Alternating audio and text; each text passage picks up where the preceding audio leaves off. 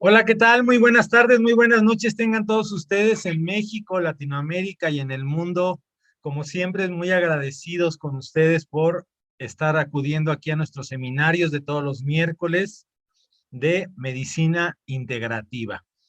Eh, el día de hoy tenemos un tema muy interesante que tiene que ver con el parto natural, con la partería, y tenemos una invitada especial, que es la licenciada en enfermería Adriana Hernández, que bueno, ella además de ser maestra ahí en la escuela y ya estar practicando varias terapias alternativas, pues en su currículum ella eligió principalmente especializarse en el área de obstetricia, tiene múltiples cursos relacionados al tema del parto natural y todo esto, es una experta en el tema.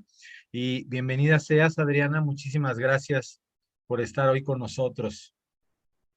Muchas gracias, buenas noches. Bueno, yo voy a ponerles rápidamente para abrir el tema, ¿verdad? Les voy a poner aquí un articulito del New York Times que dice una epidemia de cesáreas innecesarias en México, ¿no? Y dice que 2 de cada 3 cesáreas que se realizan en México son innecesarias. A nivel nacional, 45 de cada 100 nacimientos son por cesárea, según estadísticas de la Secretaría de Salud. Es el triple del máximo recomendado por la Organización Mundial de la Salud, ¿no? Bueno, somos uno de los primeros lugares en el mundo en la práctica de la cesárea y hemos ido abandonando a través de las últimas décadas no solamente el parto normal, ¿verdad? Desde luego el parto natural, este, y bueno, pues hay desde la partería que se ha utilizado por miles de años en nuestro país hasta las técnicas modernas de parto natural y de un parto más, pues de una experiencia más bonita para las mujeres que tienen a sus bebés y todo eso. Y Adriana, pues muchísimas gracias por estar con nosotros. Te cedo la palabra. No sé si quieras poner alguna presentación. Ujú. Sí, claro, voy a empezar a compartir pantalla. Sí, adelante. Acceder. ¿Listo? Ok, bueno, buenas tardes. Me vuelvo a presentar. Mi nombre es Adriana López Hernández. Yo soy licenciada en enfermería y obstetricia, egresada de la UNAM. Y bueno, como bien lo dijo el doctor Aedo, yo les voy a hablar un poquito sobre el parto natural y bueno, que obviamente va de la mano con el parto humanizado. Bueno, el parto es un proceso natural en el que los bebés nacen y es uno de los eventos más importantes para la mujer. Bueno, no solamente para la mujer, sino también para sus parejas, para su familia. Es el nacimiento de una nueva vida. Históricamente, las mujeres han dado a luz en compañía de otras mujeres experimentadas de la familia o en la comunidad. Estas costumbres a cargo de las llamadas parteras tradicionales o comadronas se ha llevado desde hace millones de años. En el siglo XVII cambió un poquito el rumbo que se empezaron a incorporar en esta área los cirujanos y empezaron a atender ellos los partos, donde, bueno, una de las principales herramientas que se empezaron a utilizar en este parto fueron los forceps. Bueno, les voy a hablar un poquito sobre la cronología del parto. Hablar del parto, pues es remontarnos desde la prehistoria, porque se ha tenido, pues, varios documentos que se han evidenciado la forma en cómo las mujeres traían los bebés al mundo.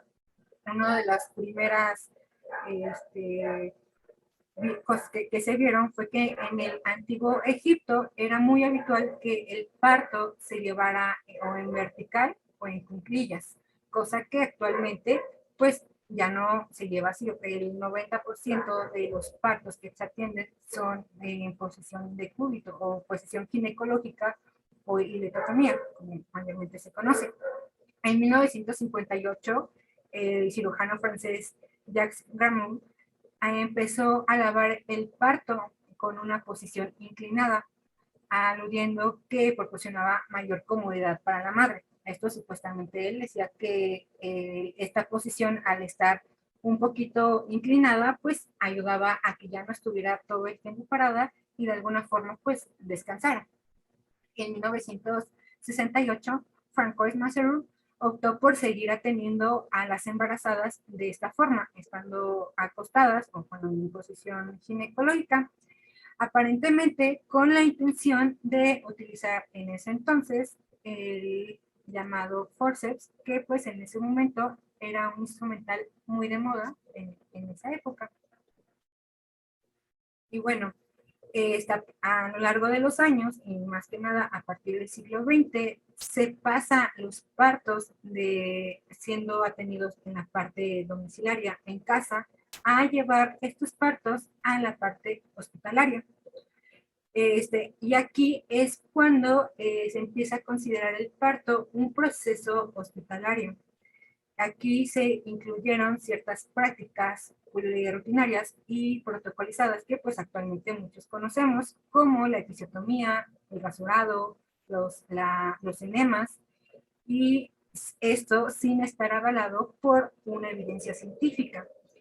Esto pues le empezaron a hacer la episiotomía porque pues ellos pensaban que como la cabeza del bebé pues era muy grande, podía haber un desgarro en el canal de parto, sin ni siquiera hacer una evaluación adecuada para saber si el canal vaginal es adecuado o no para el parto, que realmente sí hay una buena técnica, hay ejercicios, si se prepara adecuadamente, realmente no es necesario la episiotomía, porque al final de cuentas, esa práctica llega a ser muy difícil al momento de la recuperación de la mujer, de la mujer embarazada, porque aquí ya se empieza a involucrar, ya no es como tan parto natural, sino que ya hubo un proceso y en el momento de la recuperación, pues es un poco más difícil para las mujeres, porque se tienen que cuidar de infecciones, se tienen que cuidar al momento de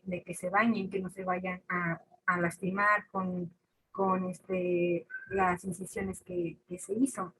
Los rasurados se empezaron a hacer porque se creía que el vello púbico era un área de mala higiene. Consideraban que entre más rasurado, pues era mejor, menos microorganismos y pues era un proceso más limpio.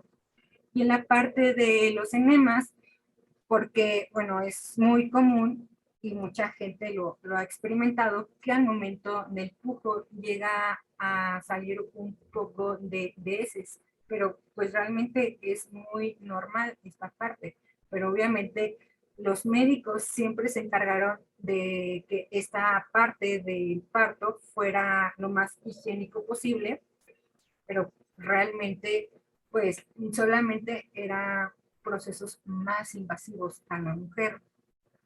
Y el proceso de nacimiento se abandonó en el ámbito tradicional humanista para incluirse en el ámbito medicina especializada, tratando a la gente, a la gestante como una mujer enferma que requiere la asistencia médica.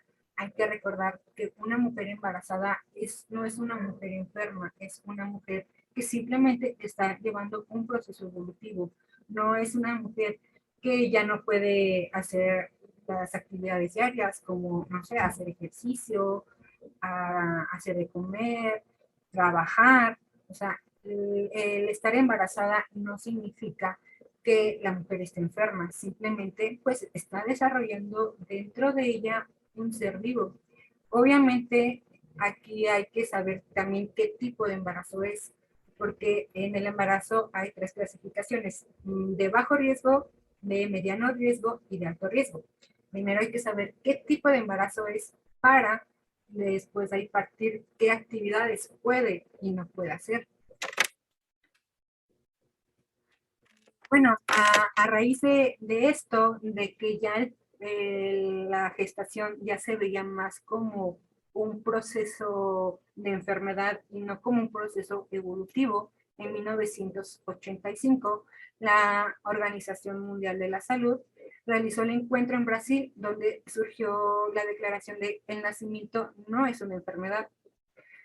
Con esta parte dio inicio al proceso de transformación de un modelo de atención de parto, por lo que actualmente se conoce como parto humanizado, porque a raíz de que el parto de domicilio se llevó al área hospitalaria, empezaron a realizar muchos procesos invasivos, muchos procesos innecesarios, y aquí empieza la parte de la violencia obstétrica, donde la violencia obstétrica desgraciadamente sigue vigente y muy poca gente se da cuenta que sufre violencia obstétrica porque no está bien informada, porque piensan que el médico le grite y le diga que deje de pujar, piensan que es normal, cuando realmente no debería de ser así. Aquí se inicia un proceso de una normalización del parto y se incita a los estados a revisar las tecnologías aplicadas en los partos y reconocer que cada mujer debe elegir el tipo de parto que ella quiere y el que desea, contribuyendo de este modo de devolver el protagonismo a la mujer, donde a partir de que empiezan a llegar los partos a los hospitales, se quita el protagonismo, ya no se atiende como debería de ser atendido. Ya lo que a los médicos les interesa simplemente es que se expulse y ya. O sea, no ven más allá de lo que la mujer quiere. No ven ni sus costumbres, no ven ni sus religiones, no les importa el acompañamiento que estas mujeres deberían de, bueno, que estas gestantes deberían de tener. Y en 1996 se publica la Guía de Cuidados en el Parto Normal, una guía práctica elaborado por la Organización Mundial de la Salud en Ginebra. En esta guía nos habla cómo el personal de salud debe de tratar a una mujer embarazada. Nos dice que tenemos que respetar las decisiones que la gestante tiene. Si quiere tener un parto vertical, si quiere tener un parto en cuclillas, hasta si puede tener un parto en agua o un parto hasta en posición ginecológica. O sea, al final de cuentas, siempre hay que tener a la mujer como lo más importante de esta área, de este proceso, porque al final quien está teniendo o está trayendo una nueva vida es la mujer, no somos ni las enfermeras, no somos ni los médicos, no somos nadie, simplemente la mujer sabe lo que está pasando, para ella es un aspecto muy importante. Como bien lo dijo el doctor Aedo, la tasa de cesáreas ha sido en picada cada año. Se empezaba a considerar que las cesáreas eran un indicador de una buena práctica clínica y de un buen control de embarazo, pero realmente pues no fue así. Las cesáreas lo que hace es adelantar el proceso fisiológico del trabajo de parto. ¿Por qué?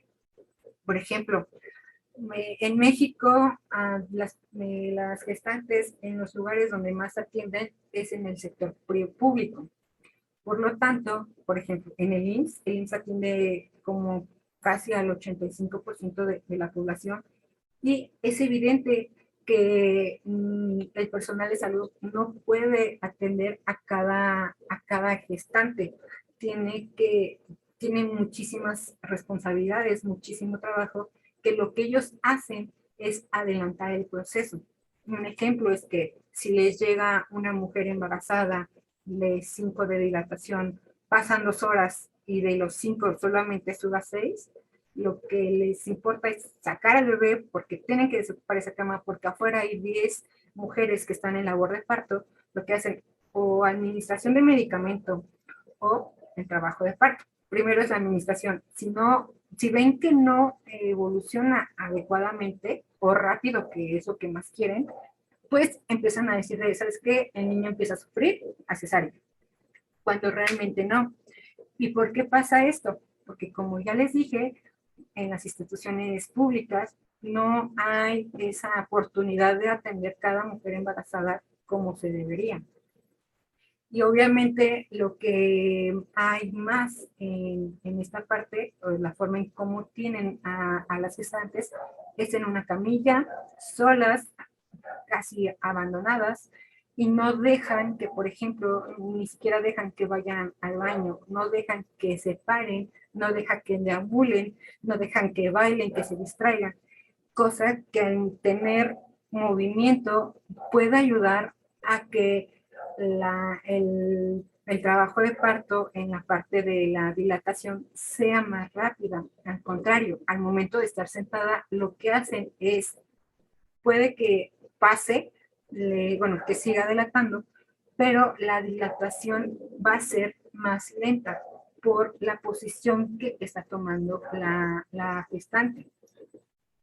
Y bueno, la OMS dice que tiene que haber un índice del 10 al 15% de las cesáreas, pero la realidad es que muchísimos países, no solo en México, sino en Latinoamérica y en Europa, en África, pues los índices son muy altos. Según un informe realizado por la revista médica de Lance, a partir de la información recolectada de 169 países, el 21% de los nacimientos en el año 2015 a nivel mundial fueron por medio de cesáreas. También la cesárea se empezó a implementar de una forma para proteger a los médicos, porque la cesárea ya es una intervención quirúrgica y como bien sabemos, cualquier intervención quirúrgica, por más mínima que sea, tiene sus consecuencias. Por lo tanto, los médicos también empezaron a realizarla de una forma para protegerse. En caso de que algo pase, pues se avalan de que, ok, tu familiar falleció, pero fue porque le hicimos una cesárea. Y recuerda que tú firmaste un consentimiento informado, que estabas consciente que esto podía pasar. Así que, de alguna forma, por eso las cesáreas empezaron a tener más relevancia que un parto natural. Bueno, y entonces el parto humanizado es una modalidad de atención de parto caracterizado por el respeto de los derechos de los padres y los niños con el momento del nacimiento. Considera que los valores de las mujeres y sus creencias y sentimientos, respetando su dignidad y autonomía durante el proceso de dar a luz, es un empoderamiento hacia la mujer. Y bueno, como bien les dije hace un momento, las embarazadas tienen menos opciones de realizar un parto humanizado en el sector público más que en un sector privado, porque pues la mayoría son gente de bajos recursos. El parto humanizado empezó a tomar un auge en el año 2000, porque vieron que pues con esta forma de llevar del parto de domicilio a hospital, pues se perdieron muchísimos valores, muchísimas creencias, se empezó a tratar a la mujer, como les dije, como una enferma más, no como una persona sana que simplemente va a dar a luz. El nacimiento de un bebé debe ser una experiencia segura y positiva para toda la familia. Y el parto debe ser tratado como un proceso natural, con la madre en el centro de la toma de decisiones, y solo se debe intervenir por cualquier equipo de salud si así lo ponga en una situación que lo requiera. O sea, con esta parte del parto natural y del parto humanizado, no quiero decir que satanicemos las cesáreas. Las cesáreas son necesarias siempre y cuando la vida tanto del bebé como de la madre corra riesgo. Frédéric Lavoyer, pionero del parto humanizado, en 1975 publicó su primer libro, Nacimiento sin violencia. Y en este libro empieza a colocar al bebé como también importante en este parto. Y pues aquí se coloca la perspectiva del bebé y describe las posibles percepciones y sentimientos del feto antes, durante y después del nacimiento. ¿Cómo debe de ser un parto humanizado? El parto humanizado tiene que constituye y priorizar las necesidades del paciente, y se reconoce a los padres como los protagonistas de este proceso para que el personal de salud realice las mínimas intervenciones. En el parto humanizado, primero se tiene que dar un respeto hacia las decisiones tanto de la madre como del padre o su familia. Tiene que haber una buena comunicación, porque si no hay una comunicación no vamos a saber qué necesidades tiene mi paciente. Y bueno, en la parte del bebé necesitamos el apego inmediato con la madre, porque así vamos a crear un vínculo más cercano con la madre y el bebé. Bueno, en el 2000 en Brasil nace por primera vez el concepto de humanización. Aquí nos dice que es un proceso de comunicación y cuidado entre las personas que llevan a la autotransformación y a la comprensión del espíritu fundamental de la vida, y a un sentido de compasión y unidad con el universo, el espíritu y la naturaleza, los miembros de la familia, la comunidad, el país y las sociedades globales, y también con otras personas en el futuro, así como las generaciones pasadas. En esta parte es muy importante en la parte de la comprensión del espíritu y con la naturaleza y los miembros de la familia, porque en el parto tradicional institucional se deja siempre a la mujer sola, y como ya lo dije, dejan a un lado sus creencias, sus costumbres, sus religiones, su acompañamiento, la persona con la que se sienta segura para llevar todo este proceso. Y bueno, Alonso y Geran en el 2009, en su artículo denominado El parto humanizado como una herramienta para la prevención de la mortalidad materna y la mejora de la salud materno-infantil, pone 3 postulados muy importantes, donde nos dice que el parto y el nacimiento son procesos fisiológicos que por naturaleza la mujer tiene su cuerpo preparado y capacitado. Por lo tanto, la mujer debe de ser la protagonista. El segundo nos dice que las herramientas médicas de atención del embarazo y parto son necesarias para salvaguardar la vida y deben ser utilizadas únicamente en caso de emergencia. Y por último nos dice que la capacitación y conciencia que deben de tener las mujeres para ser madres, ya que con esto vamos a tener una experiencia de parto más satisfactoria. En esta parte del tercer punto, que las mujeres deben de tener una conciencia y una capacitación, es importante porque actualmente también muchas gestantes optan por una cesárea más que por un parto, porque durante todo este tiempo se ha tenido la idea que el parto es muy doloroso, que el parto es un proceso muy traumático, donde estás encerrada sola con miles de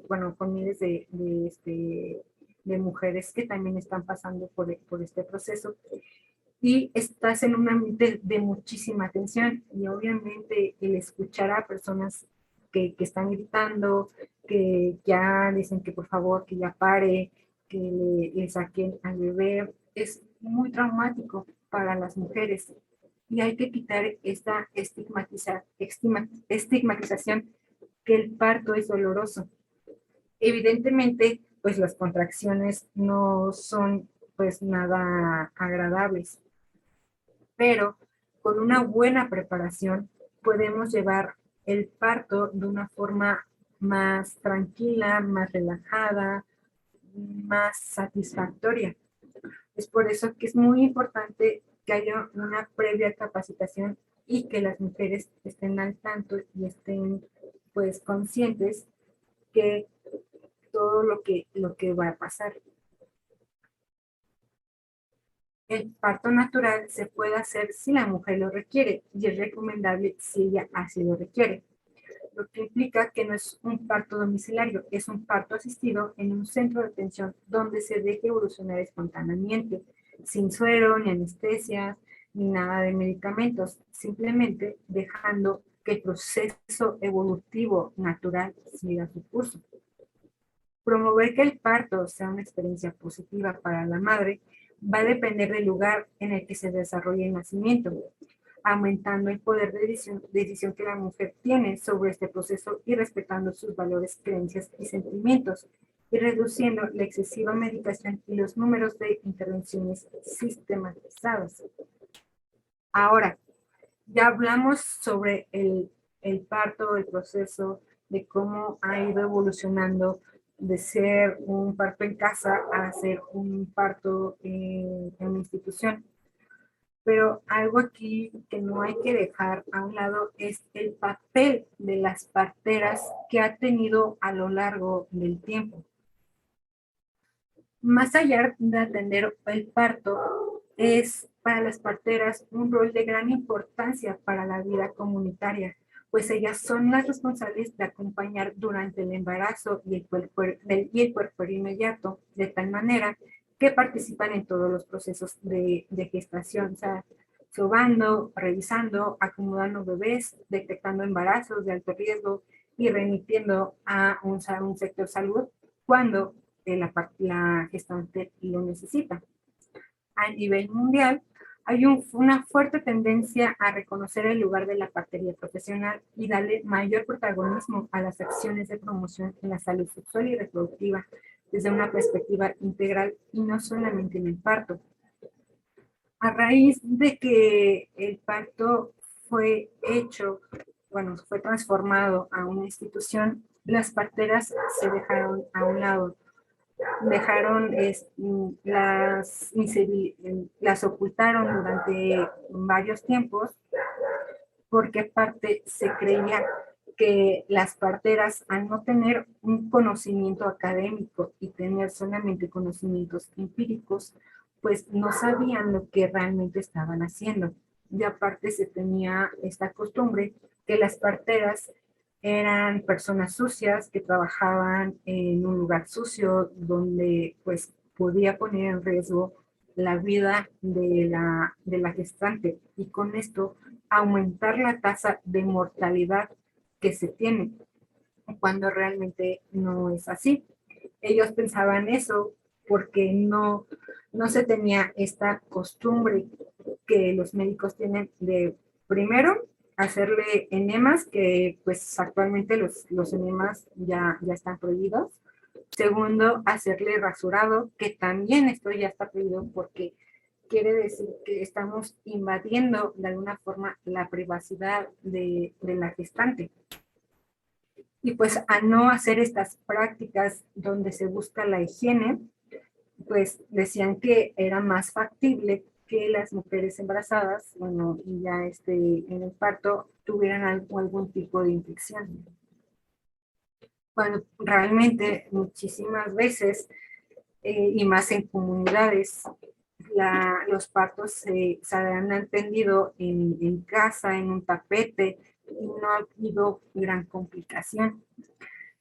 Y bueno, entonces las parteras tienen un papel muy importante, no solamente en la parte del parto, sino desde una planificación y más en las comunidades, porque en las comunidades indígenas es donde menos acceso hay y donde menos información sobre una planificación familiar y sexual existe. Por lo tanto, también las parteras son muy importantes en este ámbito, porque ellas ven desde antes de la preparación, desde antes de prevenir un embarazo, si así se quiere, hasta cuando ya nació el bebé. Ellas están en cada proceso evolutivo de la mujer. Anteriormente también las parteras se consideraban que eran unas mujeres sabias, porque ellas tenían pues conocimientos que han adquirido a lo largo de los años. Bueno, las parteras, como se los dije hace un momento, pues han formado parte de nuestra historia desde hace muchísimos años, empezando por el periodo neolítico, donde las parteras eran llamadas mujeres experimentadas y se encargaba de la atención del parto, y aquí pues excluyendo a los hombres. En el año 500 a.C., se reconocía socialmente y recibían honores, porque como bien decían, las parteras eran consideradas como mujeres sabias que tenían muchísimo conocimiento, que aprendían empíricamente y pues a lo largo de los años lo ponían en práctica. En la era egipcia, eh, la ocupación de la matrona era reconocida, y quien solía atender los nacimientos naturales, incluso también atendían los nacimientos de la realeza. Y bueno, si nos vamos en la religión, hay registros bíblicos donde se dice que las parteras eran diestras y valiosas profesionales, porque si no había partera, pues no había una forma de ayudar a la mujer embarazada a tener a su bebé. Y bueno, antes de llegar a los beneficios, a lo largo, bueno, a partir del 2000 se ha tratado de nuevamente darle una voz a las parteras, pero aquí hay un poco de contradicción. Hay algo, bueno, las parteras se han ido extinguiendo poco a poco. Hay un libro, no recuerdo el nombre, donde se investiga cuántas parteras existen en Latinoamérica. Se dice que, por ejemplo, en Chile ya no existen parteras. Lo que existen son las llamadas comadronas. ¿Cuál es la diferencia entre una partera y una comadrona? Es que las parteras tienen conocimientos empíricos, conocimientos que han adquirido a lo largo de los años. Pero las comadronas son personas que tienen conocimientos académicos. Por lo tanto, sus enfoques son más orientadas pues a lo que aprendieron en una escuela. En México se ha también tratado de incluir a las parteras en el sector salud, pero hay una pequeña discusión en saber si realmente es bueno que la partera se empiece a involucrar en el sector salud, o que mejor lo hagan a un lado. ¿Por qué? Porque nuevamente se está tratando de que el gobierno se tome a las parteras como suyas. O sea, quieren formalizarlas y quieren como darles, decirles cómo atender un parto, de ok, lo vas a atender, está muy bien, pero yo te voy a enseñar una mejor forma de atenderlo para evitar ciertos riesgos. Y muchas parteras piensan que están de igual forma usurpando su profesión. Piensan que es pues una falta de respeto el que el gobierno quiera involucrarse con ellas y quiera pues también apropiarse de esa parte. Así que pues hay una parte de las parteras que sí dice, bueno, sí, que me enseñen, que me enseñen toda esta parte para tener un otro punto de vista, pero hay otras parteras que dicen no, porque tú, ¿cómo me vienes a decir a mí cómo voy a hacer mi trabajo si esto lo llevo haciendo durante muchísimos años y mis ancestros lo han hecho durante muchísimos años, y así es como es mejor? Y las parteras en Latinoamérica son muy importantes porque desgraciadamente, más en Latinoamérica, pues las gestantes no tienen este, este acceso a los servicios sanitarios. ¿Y qué es lo que hacen? Pues van con las parteras. Como hace ratito lo comenté, algo que se llama el parto humanizado. El parto humanizado en un lugar institucional es muy difícil que se lleve. Porque ya como les dije, tengo muchos pacientes, quieren sacar a los bebés sin importar pues mucho el proceso evolutivo y pasa lo que ya había mencionado de violencia obstétrica. Y estar con una partera, pues no solamente es sacar al bebé, sino también ver a la mujer embarazada como un todo, ver ahora sí que de forma holística, ver en qué, en cómo se está desarrollando sus creencias, sus costumbres, sus tradiciones, todo lo que ella conlleva. Y las parteras se encargan de cuidar esto y no, no obstaculizar sus creencias que ellas tienen. Lo que, pues, obviamente, muchas instituciones sí lo hacen. Tan solo en la parte de que no dejan que lleven a una persona de su confianza para que las acompañen pues, en este proceso. Aunque, pues, platicando con colegas, he visto, bueno, ya han visto y que se trata, bueno, se ha intentado que el parto humanizado vaya en crecimiento, pero desgraciadamente, aunque hay una intención, donde más se da es en instituciones. Por ejemplo, el día de hoy un compañero me contó que un amigo de él tenía a su esposa que salió en el Instituto Nacional de Perinatología. En este instituto, pues a él le sorprendió muchísimo cómo se dejó que él entrara en este labor de parto, a él lo incluyeron también y se respetó el cómo la mujer quería que fuera atendida, si quería que fuera en posición vertical, en cuclillas, sentada, semi recostada.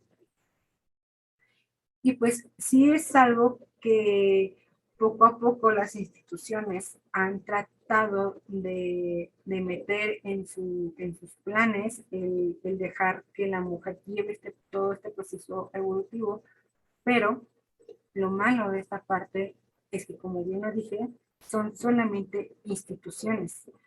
O sea, por ejemplo, como en el Instituto Nacional de Perinatología, o como en el CINIGEN, o como en el Hospital de la Mujer.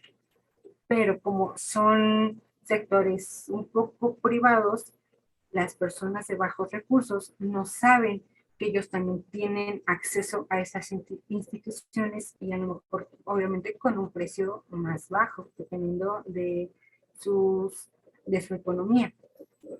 Y lo que hacen es optar por ir al IMSS o al ISSSTE, en el caso de México, donde pues a mí no me ha tocado ni siquiera ver que se deje llevar este proceso evolutivo adecuado, el llamado parto humanizado, que pues siguen teniendo estos modelos tradicionalistas donde la mujer está recostada todo el tiempo, no la dejan pararse, no la dejan moverse por el miedo a que se vaya a caer, vaya a tropezar, vaya a tener un accidente. Y lo que más optan es simplemente dejarlas acostadas y que ahí traten de dilatar, sea como sea.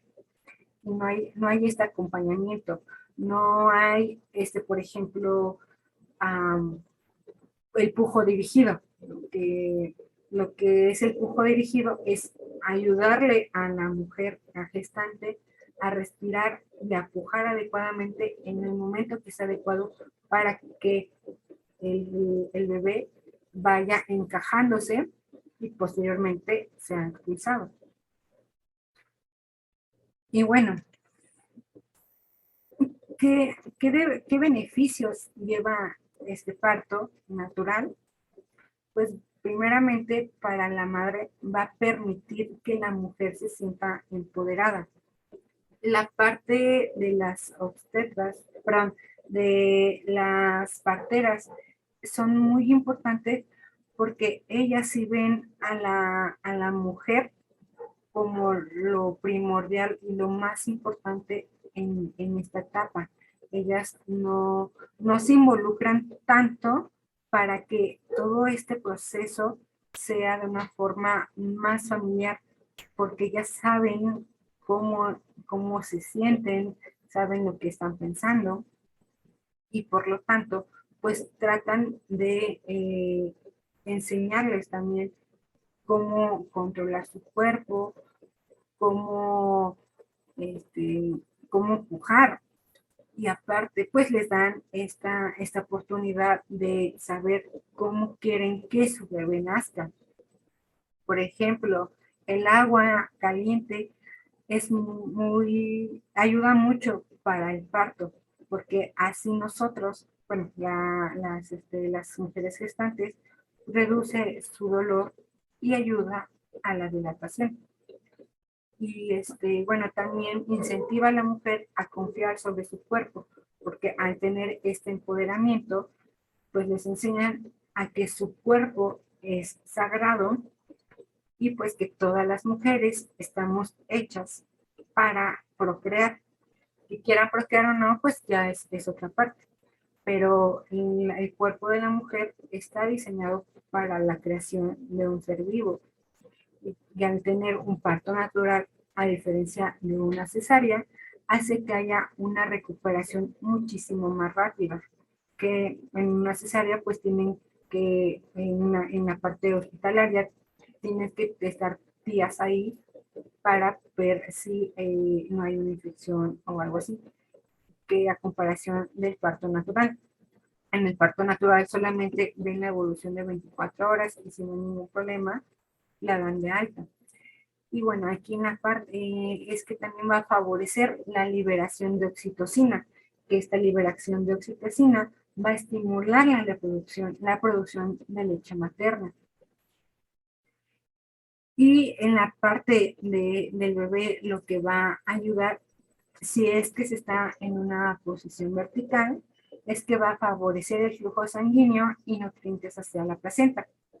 Va a producir la sustancia surfactante en los pulmones, bueno, va a mejorar más que nada, y el aumento del nivel de catecolaminas y adrenalina y noradrenalina va a ser más elevado por el estrés que se va a llevar en el trabajo de parto, ayudando a una respiración extrauterina. A diferencia de las cesáreas, al no haber este estrés que hay en el trabajo de parto, no hay aumento de estos niveles de catecolamina y adrenalina, lo que llega a suceder que al momento de respirar, al bebé se le dificulta un poquito más porque no hubo este proceso fisiológico evolutivo. Y bueno, no sé si tengan alguna pregunta, alguna duda. Gracias, Adriana. Si quieres quitar tu presentación. Ujú. Eh, pues yo les quiero platicar algunas cosas que he vivido en mi experiencia con relación al parto. Bueno, la primera es algo que me platicó mi mamá. Eh, mi mamá me platicó que cuando tenía sus bebés, mi mamá tuvo seis hijos y le hacían la episiotomía. Después el cirujano le decía a mi papá que la había dejado bien apretadita. Ajá. O sea, no sé si me explique. O sea, y además enfrente de mi mamá. Este, como diciendo, ya se la dejé muy bien para seguir teniendo relaciones sexuales, ¿no? Eso pues obviamente hoy en día pues suena espantoso, ¿no? Pero imagínense, así era en el pasado.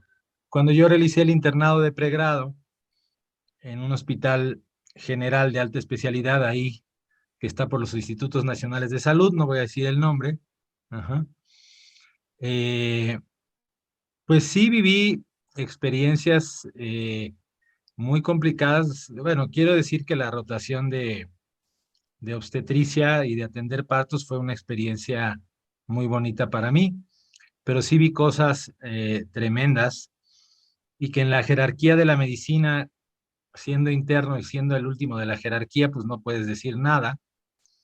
Y sí me tocó ver, por ejemplo, cómo un residente de tercer año, por las ganas que tenía de irse a dormir, había dos chicas que iban a tener su bebé, tenían más o menos 4 de dilatación, y con su dedo les hizo una técnica de así para dilatarles el cuello hasta llegar a 10 centímetros, que es lo que ya se considera para que salga el bebé. Y gritaban de dolor. Ajá. Y no importando eso, él seguía haciendo la maniobra y en una media hora ya las tenía para que pudiera salir el bebé.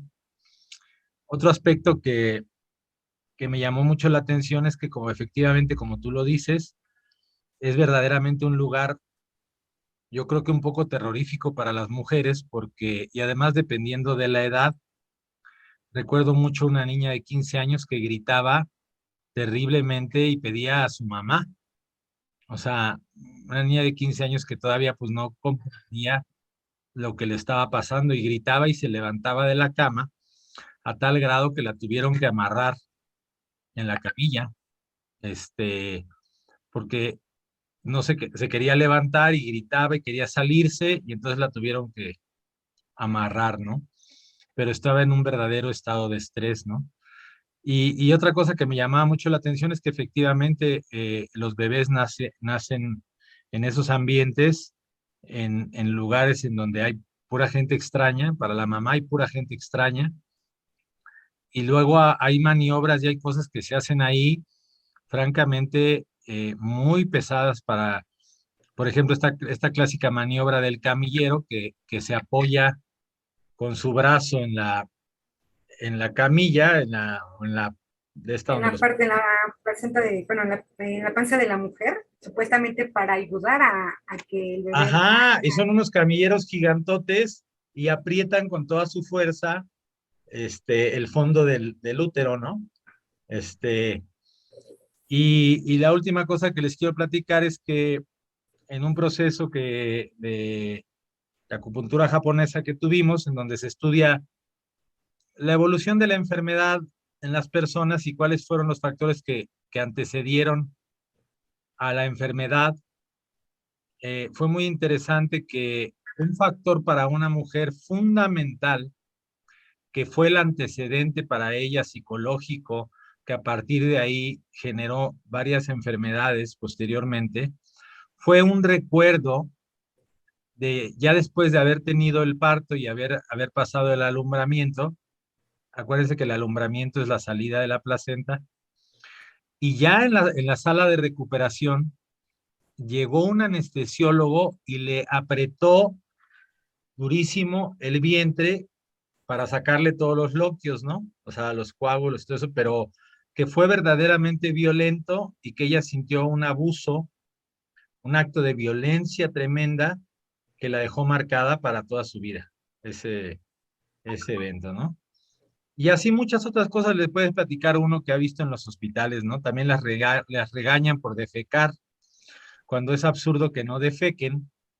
Si la cabeza del bebé está pasando por la vagina y está apretando el recto, pues si hay materia fecal, desde luego que va a salir la materia fecal, ¿no?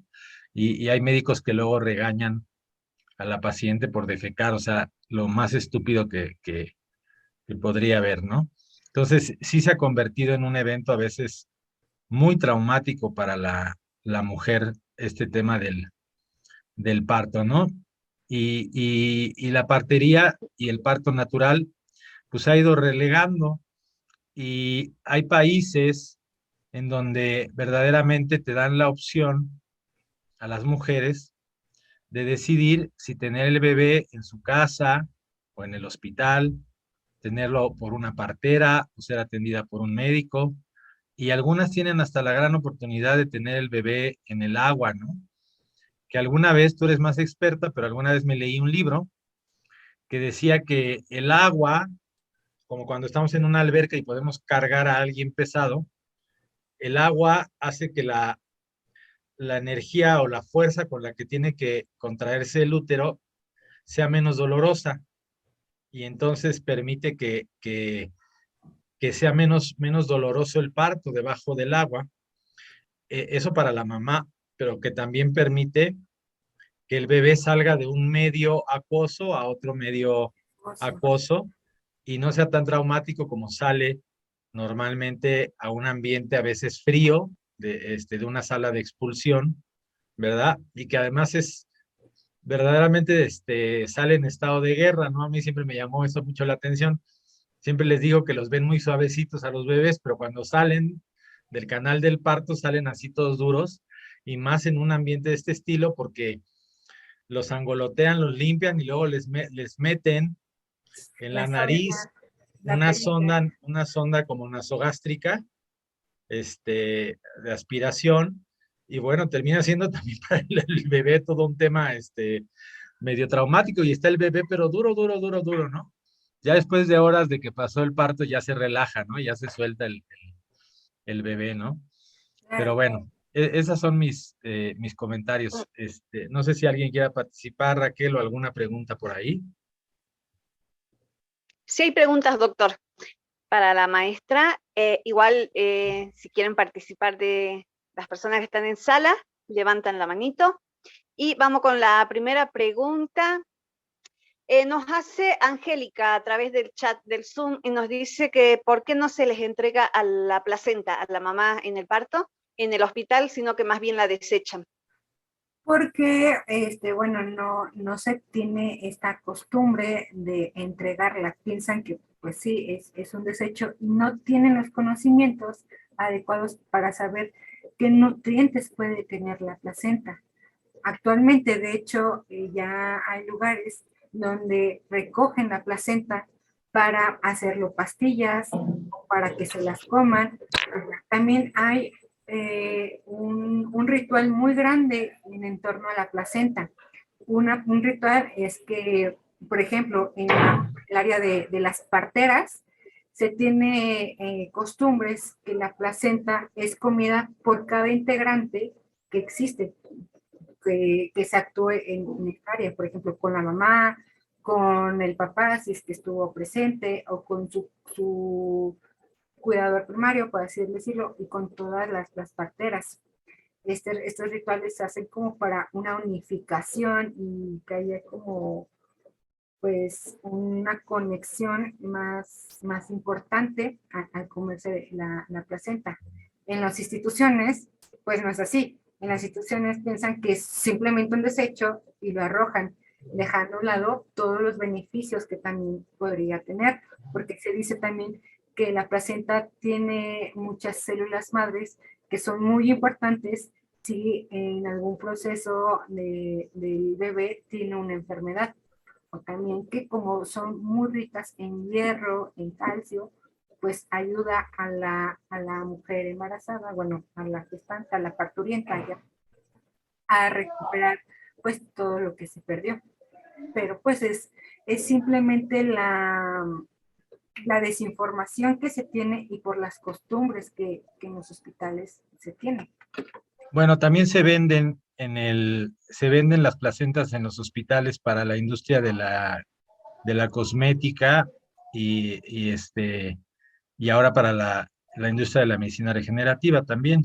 Ujú. Y más que nada para eso ya actualmente es lo que se vende. Realmente la placenta ya es como un oro para muchas personas. En la mayoría de los mamíferos, la placenta siempre es comida por la hembra para recuperar la energía que perdió Durante el durante el parto. Ujú. Y se dice que se debería de comer en los primeros 30 minutos, que es cuando más fresca sí está. Y que muchos dicen que hacerlas en pastillas, pues no es muy beneficioso porque ya se perdieron las cosas naturales que tienen la placenta. Entonces, en los primeros 30 minutos es donde hay que comerla. ¿Cuánto kilo pesa más o menos la placenta? ¿Hay que comerla toda? No, con comer una parte, porque la placenta, Hay unas grandotas. sí, hay unas súper grandes que pues no te la vas a acabar en los 30 minutos. Aparte por su consistencia que es como gelatinosa, como, ahora sí que como carne cruda y con muchísima sangre. Mm. Bien, gracias. La doctora Susi Muñoz está presente en el chat. Si quiere participar, le pedimos que encienda su cámara, por favor, micrófono. El doctor Víctor Trujillo también. Cualquier pregunta, cualquier duda. También se puede ser asistente de un parto en casa. Hay que tener una preparación. ¿Qué requisitos se necesita? Bueno, aquí hay que entender dos cosas. El asistente para la partera o el acompañamiento para la mujer. Porque el asistente realmente pues no serviría de mucho porque la partera lo principal para ella es que haya que el proceso del parto sea de forma natural. ¿Qué quiere decir? Que entre menos invasivo sea la partera con la mujer, es mejor. Porque eso es como una festividad para ellos, es el nuevo nacimiento. Y obviamente, pues si tú no estás invitando a alguien a esta parte, pues sería un poquito incómodo. Lo mejor que se debe de hacer es que haya pues esta intimidad entre padres o entre familia, y solamente involucrarse cuando sea necesario, que ya es cuando hay un momento de expulsión del bebé. Si se refiere al acompañamiento, no se necesita ningún conocimiento. Lo único que se necesita es tener la conexión entre la madre y pues esta persona. Porque lo esencial sería que esta persona, ya sea familiar, compañero de vida o lo que sea, pues esté presente desde la primera consulta hasta pues el parto. Estas son como que las grandes diferencias. Obviamente, si quieren aprender, pues se acercan con las parteras y pues poco a poco las parteras les van enseñando. Bien. Bueno, en las leyes mexicanas, ahorita mismo mientras hablabas estaba revisando la Ley General de Salud y ya se comprende la partería como parte de la atención del parto, lo cual es muy interesante, ¿no? Que no estaba antes. De hecho, anteriormente se decía que solo el médico podía atender el parto. Y estaba también leyendo la norma oficial de la atención del parto. Y una de las cosas que sí dice es que debe de haber lo necesario en el lugar de atención para responder a una urgencia obstétrica o poder facilitar de alguna manera en una urgencia que lleve que llegue al lugar o al sitio en donde se termine de atender adecuadamente, ¿no? Claro. Bueno, buenas noches con todos. Yo quisiera aportar con algo también acerca de los productos que se hacen con la placenta.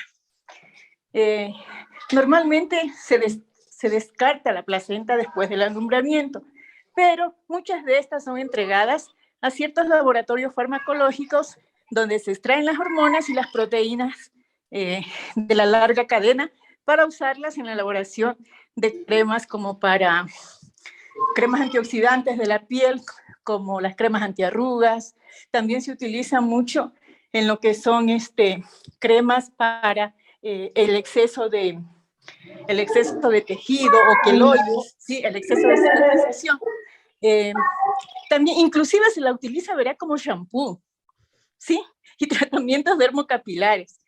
Eso es lo que se hace acá en mi país, Ecuador, con las placentas. Los laboratorios la solicitan y específicamente es para eso. Ese nomás era mi aporte. Muchas gracias. Gracias. Yo quería comentar que en las leyes mexicanas todo servicio de atención médica o todo practicante de alguna técnica médica requiere tener un documento avalado por autoridad educativa competente. Eso viene en la Ley General de Salud y en el Reglamento de Servicios de Atención Médica. Eso no implica que se requiere tomar estudios al respecto, porque existe el Sistema Nacional de Competencias, en donde se puede inclusive avalar o certificar a una partera, o podría, porque no hay una norma al respecto, pero podría haber una norma para certificar a una partera tradicional perfectamente. Pero lo que sí dice en la norma, que ahorita estaba yo leyendo, es que sí debe de haber las condiciones en el lugar para, si existe una urgencia o alguna complicación del embarazo, puedan ser atendidas, ¿no? De hecho, lo que se debería de hacer, y sería en un mundo ideal que casi no hay, es que la partera y el médico se trabajen en conjunto, en que no haya como que la parte de nivelación de que yo soy más que tú, sino que se vea a la partera y el médico de forma lineal, que tienen el mismo, pues el mismo rango, porque si yo estoy atendiendo un parto en casa, pues y llega a complicarse por X o Y situación, pues tengo que comunicarme con el médico o tener una ambulancia a un lado para poder llevar a la parturienta al lugar adecuado para ser tratada. Pero pues mucha gente, o no, muchas instituciones, luego por esta parte de la envidia, por así decirlo, de que no es atendido en el lugar que debe de ser atendido, no les niegan este servicio. Pero es lo que sí, realmente es lo que se tiene que hacer, tener ahora sí como que un plan B en caso de que el parto no pueda tener su proceso evolutivo adecuadamente. Bueno, ahí hay una pregunta, Adriana. Si tú le haces seguimiento a una mujer embarazada, adecuado, una buena exploración durante todo su embarazo, sus estudios de laboratorio, de imagen, si tú llevas bien el seguimiento de un embarazo, no disminuyes considerablemente la probabilidad de complicaciones durante el Claro, momento del parto. por Ujú. supuesto. También por eso es muy importante las consultas prenatales, el que haya, si usted tiene también ahí la norma oficial mexicana, pues la actual, ahí le dice cuántas consultas debe de tener, pero la realidad es que muy poca gente lleva las consultas adecuadamente, pero es lo que se debería de hacer, llevar un control adecuado y también saber, y desde ese control, desde antes que nazca, las parteras ya deberían de saber qué tipo de embarazo es, si de bajo, mediano o alto riesgo. Donde se puede atender es en las parteras es los partos de bajo y de mediano riesgo, porque evidentemente los partos de alto riesgo pues ya involucran cesáreas, por lo tanto pues no pueden, las parteras no pueden como actuar en esta parte. Y por ejemplo, una preeclampsia, por poner un ejemplo, ¿no? Exactamente, o sea, si ya se detectó que hay preeclampsia, obviamente hay que tener un proceso más riguroso de ver cómo está evolucionando. O por ejemplo, en el sufrimiento fetal, si ya se ve que hay un sufrimiento mental o porque hay una ruptura prematura de membranas, evidentemente, pues ahí ya es otro tipo de atención, pero se puede prevenir siempre y cuando haya una buena consultas prenatales y que también haya mucha preparación. Por ejemplo, la psicoprofilaxis, preparar a la pelvis a que sea más, de una forma más elástica para que haya un buen alumbramiento. Y por ejemplo, no podría decir que si el bebé viene de forma podálica, ya se necesite ir al hospital, ¿Por qué? Porque las parteras también tienen conocimientos, hacen masajes tan extraordinarios para poder acomodar al bebé adecuadamente y que nazca de forma cefálica. O sea, hay que también ver qué tanto conocimiento y qué tantas posibilidades tiene la partera para atender el parto adecuadamente y saber en qué momento hay que llevarla al hospital. Obviamente ellas han tenido conocimientos desde años y saben exactamente en qué momento decir, ¿sabes qué? Hasta aquí llega como que mi participación, no puedo ir más allá porque estaría poniéndote en riesgo a ti y a tu bebé. Ellas están muy conscientes de esto, por eso en una presentación yo les puse que ellas también llevan al sector, bueno, a una institución, a un hospital, cuando es necesario, porque ellas viendo a lo largo de su trayectoria muchísimos partos y ellas saben y hasta llegan a desarrollar este instinto para saber, ¿sabes qué? Ya no se puede avanzar, ya no puedo involucrarme más porque te pondría en riesgo a ti. Eh, y bueno, sí, hay cosas definitivamente que, como una placenta previa, que pondría mucho en riesgo la vida, ¿no? De la, de la mujer por el sangrado, por ejemplo, ¿no? Ujú. Exactamente. Ahí estaban comentando en el chat de la retención de la placenta. Bueno, quiero comentarles que la placenta normalmente no se retiene. Bueno, sale, normalmente se desprende porque el útero empieza a contraerse de nuevo y se va desprendiendo. Nada más uno ayuda un poquito jalando el cordón, así manteniendo una ligera tensión para que salga la placenta. Si la placenta se quedara atorada, que se llama una placenta acreta o increta, es un grave riesgo a la vida de la mujer porque no permite que el útero se haga chiquito de nuevo y puede haber un sangrado severo. Y esa sí es una urgencia médica. Ujú.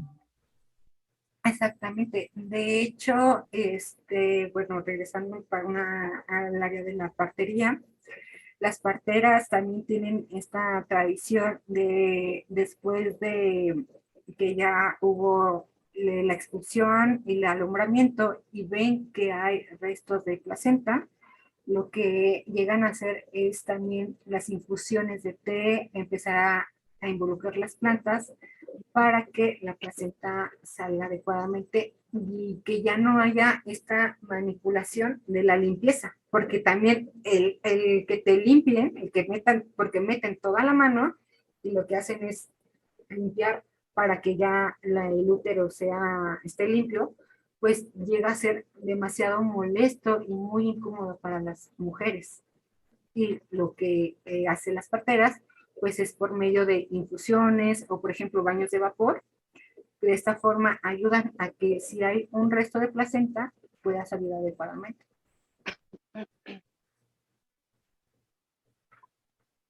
Bien, la doctora Jael hace referencia que sí es verdad que a la retención de la placenta soplando una botella de vidrio puede ser eficiente. No, no puede ser eficiente porque la placenta está pegada al útero y al momento solamente de soplar, pues estás inflando el vientre, realmente no estás llegando a donde debería. Bueno, no sé si el doctor Edo tenga otra información. No, pues yo también pienso que no tendría y que queden restos de placenta dentro, vuelvo a repetir, es peligroso. Ajá. Este, es peligroso para la mujer. Ujú. Sí, Normalmente se debe de revisar muy bien la placenta que está completita cuando sale. Ujú. ver que todos los cordones estén Sí, intactos. parece como una coliflor. Entonces tienes que revisar que todo esté así bien completito y no haya ningún pedacito que se haya quedado adentro. Ujú. Exactamente. Y bueno, el papel de la partera hay que tomarle nuevamente mucha importancia porque, bueno, los las metas que se trazó la OMS, quiere reducir el índice de mortalidad materna. Y ellos dicen, ¿por qué hay mucha mortalidad materna? Bueno, porque no se puede llegar hacia los lugares más marginales. ¿Quiénes son las personas que sí llegan a los lugares más marginales? Pues son las parteras. Es por eso que nuevamente se trata de visibilizar la importancia de su profesión, porque sin ellas, pues habría muchísimos más muertes maternas. Y con una buena atención, y más si son de parturientas, pueden disminuir muchísimo el índice de mortalidad materna, que actualmente una muerte materna, al menos aquí en México, ya es muy penado, y es muy investigado para saber el por qué pasó, porque realmente ya no deberían de existir las muertes maternas, pero siguen existiendo por esta falta de desinformación y esta falta de acceso a hospitales. ¿Y cómo es la forma de cubrir esta parte? Pues con una partera. Es por eso que también la OMS hizo un año de la enfermera y la partera, para nuevamente visibilizar la profesión y darle la importancia que realmente tiene. Pero no, creo que muchísima gente no sabía que existió un año de la enfermera y la partera, porque fuimos opacadas por el COVID. El año de la enfermera y la partera fue en el 2020, donde se trataba de reclutar a más enfermeras y a más parteras y darles la importancia que se tiene, y que se entienda que no somos unos artesanos de la salud, como lo decía Peña Nieto, me parece, sino que somos profesionales en nuestras prácticas, tanto de enfermería como ahorita lo que más importa, bueno, en el tema que se está hablando, la partera. La partera no es algo que surgió hace 4 años. La partería es algo que surgió desde el primer momento en que existió la humanidad. El nacimiento y la muerte son dos eventos espirituales sumamente importantes para el ser humano. Y recuerdo mucho, hay un libro que siempre les recomiendo, de Némesis Médica, de Iván Illich, escrito en 1970, en donde él dice: la expropiación del derecho a nacer en mi propia casa y el derecho a morir en mi casa y con mis gentes, ¿no? Uh-huh. Bien, sí, la doctora Susi quiere hacer otra pregunta. Adelante, por favor, doctora.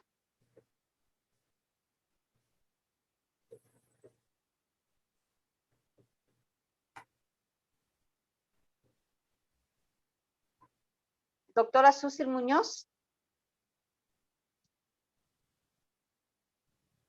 Mientras leo una pregunta que nos escriben en Facebook, nos dicen que la inyección raquidea, ¿qué contradicciones trae a largo plazo? Muchas mujeres se quejan del dolor en esa zona y ¿qué se puede hacer para ayudar con esos síntomas de dolor?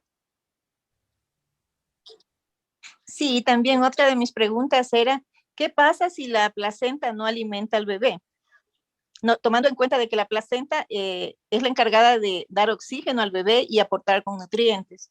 Entonces yo quisiera saber si hay un plus adicional, si de repente la placenta tiene otro tipo de función aparte de la que acabo de expresar. Bueno, referente a su pregunta, pues si no alimenta al bebé con oxígeno, pues fallece. Y pues la placenta no tiene otra función más que aportarle oxígeno al bebé. De hecho, al momento que nace el bebé, tienen que no tienen que cortar el cordón en el primer instante que nace. Tienen que esperar a que el cordón deje de latir, porque el cordón va a actuar como si fuera el corazón. Va a traer sangre, tanto oxigenada como desoxigenada, y va a hacer que pues el bebé se desarrolle adecuadamente. Si no cumple su función, pues realmente el producto fallece, deja de ser viable. Y sí. Sí, yo creo que aquí es una de las áreas en donde la medicina integrativa es muy importante y donde aceptar la integración entre los nuevos descubrimientos de la medicina es relevante, porque una placenta que ya no está funcionando, la puedes ver desde un ultrasonido, por ejemplo. Adriana, tú puedes ya ir viendo el envejecimiento placentario en un ultrasonido. Pero ahí ya entramos en hegemonías y en cosas de ese estilo. Siempre la lucha de que solamente un radiólogo puede hacer ultrasonidos y este tipo de cosas, ¿no? Y no se puede entrenar a otro personal a poder leer un ultrasonido, en este caso obstétrico, ¿no? Que sería de mucha utilidad para ir viendo este tipo de aspectos, como comenta la doctora, en donde a veces la placenta ya está teniendo un envejecimiento prematuro y ya no está alimentando bien al bebé, y a veces ya está empezando a haber sufrimiento fetal, ¿verdad? Ujú. También Bien, las técnicas que hay hoy en día para escuchar al bebé no tienen nada de malo, es decir, el uso del pinar, a lo que nos entrenan los médicos, pues está bien, pero para oír el corazón del bebé, pero hay aparatos hoy en día que puedes escuchar mucho más aumentado el volumen del corazón del bebé y ver si el bebé está sufriendo, ¿no? Ujú. Claro. ¿Cuál era la segunda pregunta, perdón? sí, Carlos Javier González pregunta si la inyección raquidea, Ah, ¿qué contradicción trae a largo plazo? Que muchas mujeres se quejan por el dolor en esa zona y si algo se puede hacer con los síntomas. bueno, la inyección raquídea se debería usar únicamente para las cesáreas, porque obviamente tiene que haber un adormecimiento de la parte de la pelvis para haber un corte y obviamente no le produzca el dolor que un corte conlleva.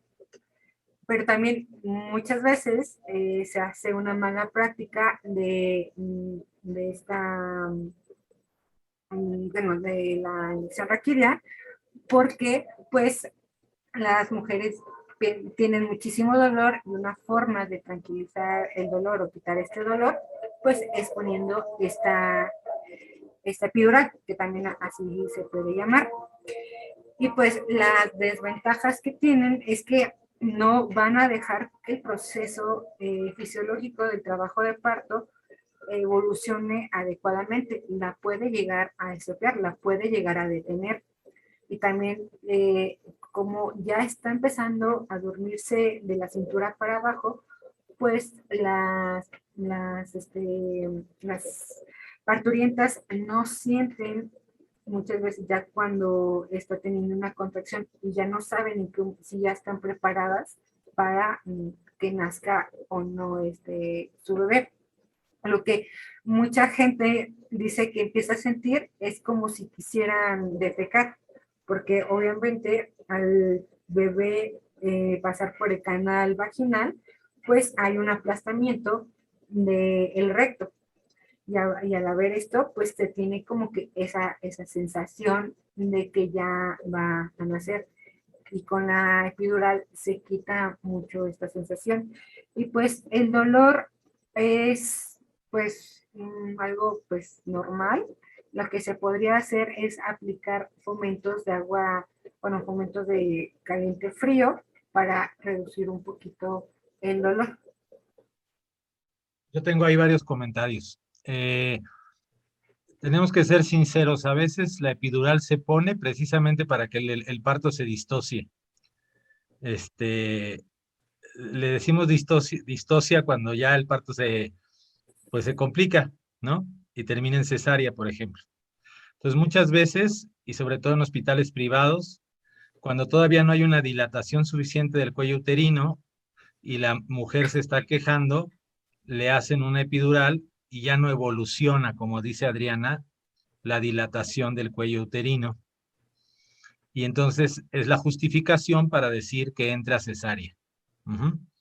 En cambio, aquí hay un factor también de desigualdad social muy importante, porque hay muchos hospitales en donde ni siquiera hay anestesiólogos suficientes para quitar el dolor ni en el último momento del trabajo de parto.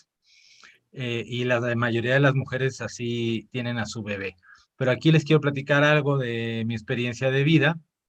Cuando yo fui maestro de posgrado de acupuntura en el Politécnico, hicimos un protocolo en donde con electroacupuntura en diferentes puntos, no solamente quitamos el dolor durante el parto sin distociarlo, sino que se aceleró la primera y segunda etapa del trabajo de parto. Ajá. Fue muy interesante y se hizo en un hospital muy grande. Uh-huh. La electroacupuntura es una alternativa para no detener el trabajo de parto y llevarlo con menos dolor para la mujer. Uh-huh.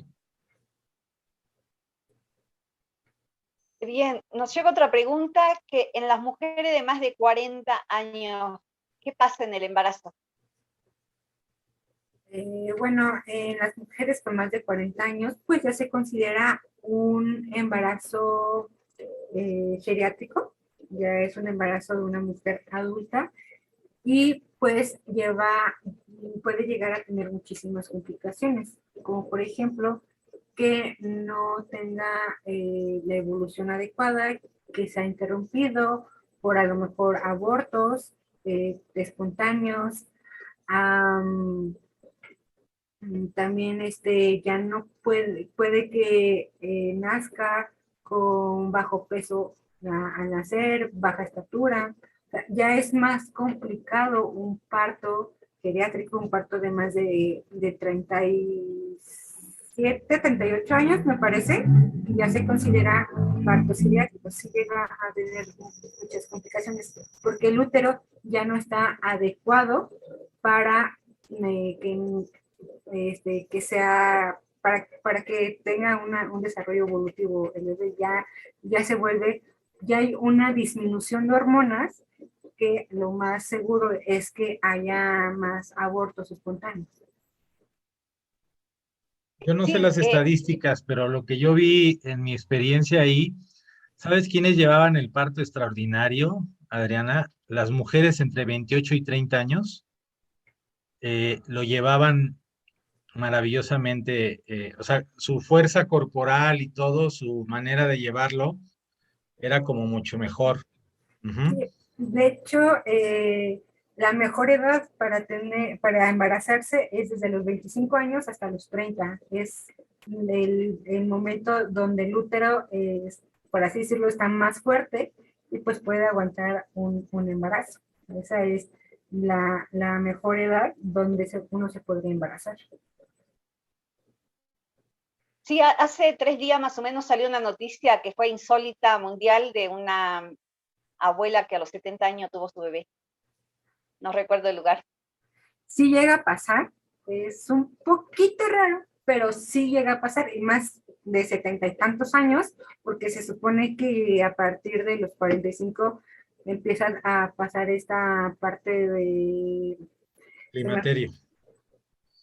Gracias, el climaterio y todo, y pues obviamente las hormonas llegan a reducir. Sí puede pasar que a los 40, 50 años, pero sí ya es como que muy extraordinario. Acuérdense que todo fenómeno de la naturaleza se rige bajo la curva de Gauss. Es decir, la mayoría de la población está en el centro, pero hay gente que está en los extremos. Ajá. Entonces, siempre hay una posibilidad de esa naturaleza que está totalmente fuera de la media de la población, ¿no? Ajá. Bien, Dolores pregunta si, dice, mi bebé no bajaba al cuello uterino, me hicieron cesárea y me ligaron las trompas sin pedir permiso. Ahora ya no puedo embarazarme. Bueno, primero que nada, eso es violencia obstétrica, porque nosotros como personal de salud tenemos siempre que decirle a nuestros pacientes los procedimientos a realizar. No se puede realizar ningún procedimiento si no hay un consentimiento informado. Hay algo que también se llama un principio de no maleficencia en la parte de la bioética, donde si mi paciente no puede responder en ese momento porque a lo mejor está inconsciente, está en shock y está en riesgo su vida, pues yo tengo que actuar y tomar esa decisión por él pero siempre en pro de la salud de mi paciente. En esta parte, el que no haya un deceso del bebé no es una indicación para que haya una ligación de trompas. También llega a pasar mucho esto cuando se ve que una mujer tiene, por ejemplo, más de 3, 4, 5 hijos, porque se tiene la idea de que pues, yo no me cuido, me cuida mi esposo y que Dios me dé los hijos que quiera. ¿Y qué hacen los médicos para detener esa parte? Ligan las trompas, o lo que más comúnmente se ha visto, y más en comunidades rurales, es el colocar un DIU. La colocación del DIU es y sin su consentimiento, es parte de la violencia obstétrica y se puede demandar porque es un procedimiento que no fue pedido. Pero, pues lo repito, mucha gente no sabe que la violencia obstétrica existe y no tiene ni idea de cómo identificar la violencia obstétrica. La violencia obstétrica empieza a raíz de que yo me siento ofendido por algún comentario que me hizo tanto un médico como enfermera como un camillero. Por ejemplo, el no llore, porque bien que en el momento que estaba teniendo relaciones no lloró y lo estaba disfrutando. O deje de gritar porque se va a cansar, en vez de decirle, oye, pues no hay que gritar mucho porque no estamos teniendo la energía o estamos tirando la energía que se necesita en el parto. Mejor si tienes mucho dolor, yo te ayudo a cómo tener o soportar este dolor y llevarlo hacia el útero. Y obviamente, pues, muy poca gente lo hace. Eso lo que le hicieron realmente fue una violencia obstétrica. Y no hubo un deceso porque seguramente estaba en posiciones de cuito supino o estaba acostada. Y esto no hizo que la gravedad hiciera su trabajo y ayudara a el bebé descendiera adecuadamente. Y también no hubo un pujo direccionado, no le enseñaron cómo pujar al momento de que sintiera una contracción para poco a poco ir bajando el bebé. Y esto es lo que pasó realmente. ¿Cómo se puede solucionar? Pues caminando, deambulando, bailando, moviéndose para que también el bebé poco a poco vaya descendiendo.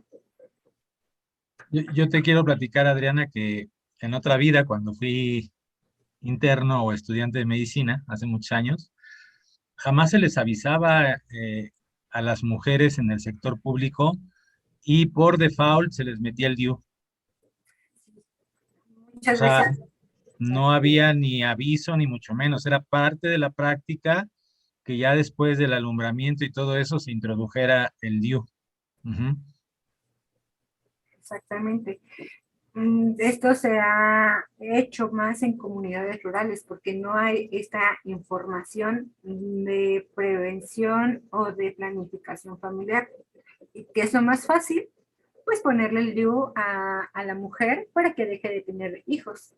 Pero, y aquí también entra como que el conflicto, por ejemplo, con su pareja, porque llegan a decir, ¿por qué no te embarazas? Ya no me sirve, ya no eres funcional, ya no tienes ese don para lo que tú naciste. Por lo tanto, pues ya no sirves como mujer. Cuando realmente, pues no es que no sirva, es que le pusieron un DIU, pero tampoco, nunca nadie le explicó que tenía un DIU. Y al no haber una revisión de un DIU, también puede pasar muchos problemas. Por ejemplo, que se te inserte en alguna parte del útero. O sea, también tiene riesgos el tener un DIU durante muchos años y no se ha sacado porque se puede encajar y se puede encarnar en alguna parte del útero.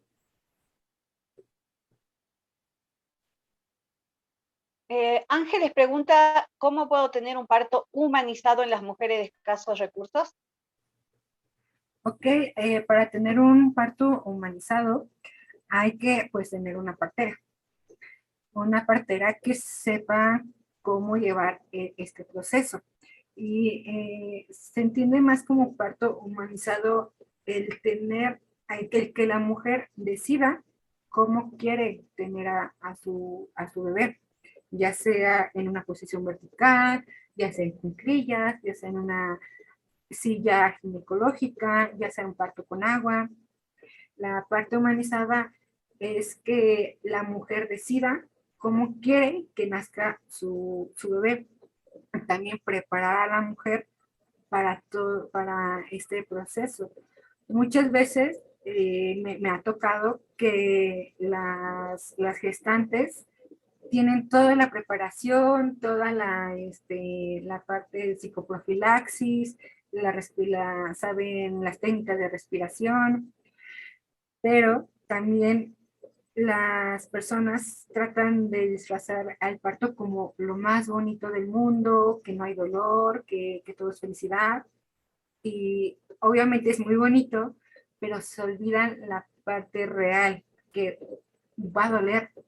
Y pues nadie se prepara para el dolor y por lo tanto todo lo que se trabajó se pierde porque le duele y se le olvida todo lo aprendido. Lo mejor que se puede, bueno, para tener un parto humanizado es ya sea que ella se quiera atender con parteras, o con enfermeras obstetras o con médicos, porque bueno, también las enfermeras obstetras pueden atender los partos de bajo riesgo. Primero es tener la decisión de con quién quiero atenderme. Después es dónde quiero que nazca mi bebé. Con quién quiero estar en el momento del nacimiento de mi bebé, ya sea con mi pareja, con mi mamá, con mis tías, con mis amigas, con las personas de confianza. Y pues que la mujer decida cómo quiere, en qué posición quiere tener a su bebé. Mucha gente opta por un parto en agua, porque es lo como que muy bonito, porque el agua caliente ayuda a la relajación de los músculos y pues es como que un momento pues más bonito, pero también hay que entender que no todas las veces se va a poder nacer de la forma que se quisiera y también que que la mamá entienda esta parte de que bueno, si no se puede así, podemos optar por otro plan, pero siempre teniendo en cuenta la participación de la gestante y no dejándola a un lado, decidiendo por ella. Angélica pregunta, dice en México no hay escuela suficiente para estudiar partería. ¿Nos podría dar información para esta bella profesión? Bueno, como tal, para estudiar partería, no hay muchas escuelas, solamente hay una escuela en Oaxaca. Déjenme investigar cómo se llama. Ah, ya. En otros países del mundo, la partería ya es parte del sistema de salud y del sistema educativo, y hay muchas escuelas de partería. Aquí es algo que realmente las parteras han ido peleando y retomando terreno ya desde hace varias décadas. Por ejemplo, en España es muy común las parteras. En España sí hay este acompañamiento y sí hay como esta ayuda entre parteras y médicos, o sea, no se dejan a un lado. En España es donde, de hecho, mucha gente se va a España para tener este parto más humanizado. Y por ejemplo, en la escuela que hay, se llama Escuela de Partería Profesional, que está ubicada en Santa María Petata de Juchita, que está en Oaxaca. Esta es como la parte donde se tiene que, en la única, creo que escuela que hay al menos aquí en México, pero también hay parteras que piensan que el estudio de la partería no se lleva ni en 1, ni en 2, ni en 4, ni en 5 años. La partería se estudia toda tu vida. No hay como una escuela que te enseñe a todo lo que es la partería, porque las parteras tienen más conocimientos empíricos que conocimientos académicos. Así que una de las mejores formas, creo yo, de estudiar partería, pues es yendo a lugares donde hay más parteras y aprender de ellas. porque hay muy pocos registros de las actividades que se tienen las parteras. Lo mejor yo creo que, bueno, obviamente tener tus conocimientos académicos, la anatomía, la fisiología, las patologías, todo lo que se puede tener en un parto y aprender la parte empírica de las parteras. Como por ejemplo, no, bueno, seguramente sí, la verdad no he investigado, pero van a haber muy pocos registros de cómo hacer un masaje adecuado para acomodar al bebé. Y si tú vas con una partera, ella te va a decir cómo se tiene que hacer adecuadamente. O sea, lo mejor en esta parte de la partería es estar en contacto con las parteras que tienen estos conocimientos, como en Oaxaca o en Chiapas, en Yucatán, que es donde más abundan las parteras. Muchas gracias, maestra Adriana. Ya no hay pregunta. Bueno, hay una pregunta más. A ver, una pregunta más en el chat. Buenas noches. A todos un favor, dice si pueden compartir el contacto de la doctora Adriana. Contacto nos piden. Claro que sí. Si quieren les escribo mi número por el chat. Y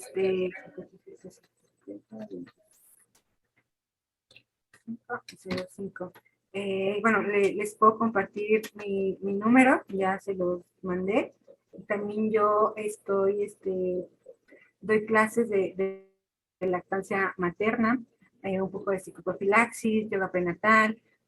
También estoy enfocada en toda esta parte de las consultas prenatales. Les puedo ayudar un poco a la orientación de sus embarazos. Muchas gracias. Ya no hay pregunta por acá. Muy bien, pues pues muy bonito tema el día de hoy. Muchísimas gracias, Adriana, por compartirnos tu conocimiento. Quiero decirles que lo más bonito que yo viví cuando atendía partos era que aún a pesar de todo esto traumático alrededor del tema del parto, en el momento en que le ponías al bebé a la mamá, todo cambiaba. Ajá. Y la cara de la mamá, cambiaba por completo, ¿no? Y esa parte, pues, era la parte más bonita del parto, ¿no? Pues muchísimas gracias por participar el día de hoy, Adriana. Muchísimas gracias a todos los que estuvieron con nosotros, tanto aquí en el Zoom como en el Facebook y en todos los países que nos vieron. Como siempre, muy agradecido y les mandamos un abrazo afectuoso a donde quiera que estén. Nos vemos el próximo seminario, el próximo miércoles. Muchas gracias y hasta luego. Muchas gracias. Una buena noche a todos.